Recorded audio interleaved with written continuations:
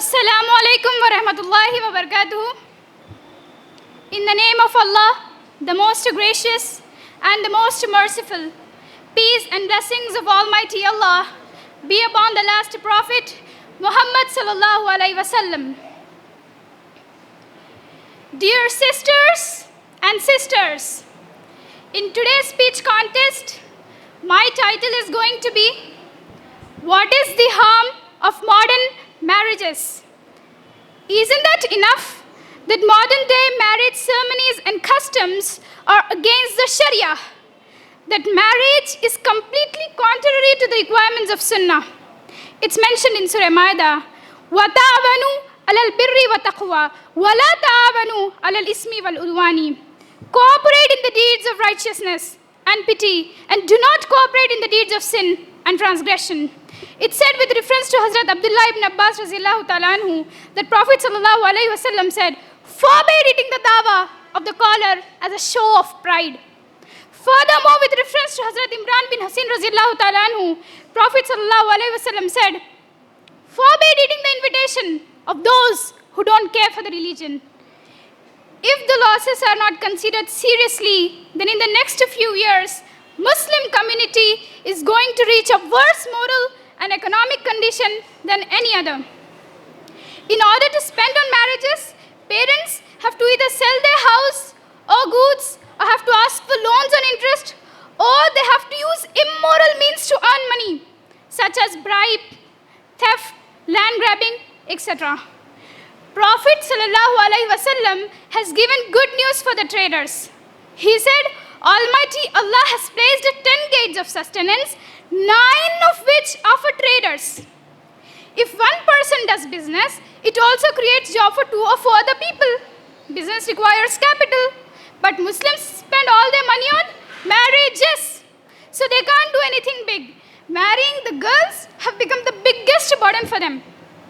हंसी आती है मुझे हसरत इंसान पर, हंसी आती है मुझे हसरत इंसान पर, गुनाह करता है खुद और लानतें भेजता है शैतान पर.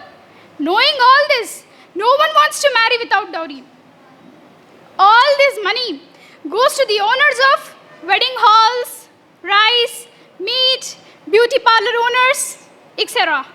These traders make money from Muslims and advertise in the newspapers and TV channels that are anti-Muslim. Thus, hypocrisy is increasing. Whoever we urge to boycott is trying to legitimize the illegitimate by showing the same leaders in the image of nation. The demand for food and dowry is a total and open violation of women's rights, leading to what? Bride exploitation, domestic violence, and all. Dowry is the biggest reason for the quarrels in the in-laws family. Hence, divorce and khula is increasing in Muslim. Parents, those who have son, perform umrah, and those who have daughters, pay off debts.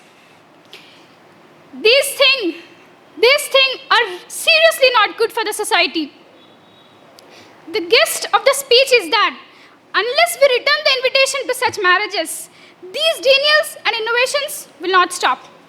Even if someone gets angry, we need to boycott in order to please Allah. These innovations and denials will not stop. Those people who give and take the food for the engagement, these people who give and take the money to the couple, these people who give and take the food for the engagement, for the wedding day, are all those people who make fun of the sunnah of our Prophet. Such people's invitation should be boycotted. May Allah grant us the strength. All that is needed is to form a boycott. Prophet sallallahu alaihi wasallam pointed to the chest and said, At-taqwa ha-huna, meaning taqwa is here. In another hadith, Prophet, peace be upon him, said, Astafatu bi qalbuk, meaning ask your heart. Your heart or conscience will itself testify that what's happening today due to these marriages is beneficial or destructive to the society.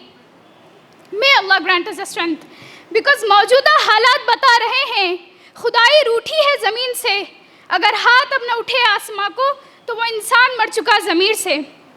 हालात ऐसे न रखें जो हौसला बदल दे, बल्कि हौसला ऐसा रखें जो हालात बदल दे. वाखिरुद्दावानी अनिल हम्दुलिल्लाहि रब्बिल आलमीन. अस्सलामु अलैकुम व रहमतुल्लाहि व बरकातुहू.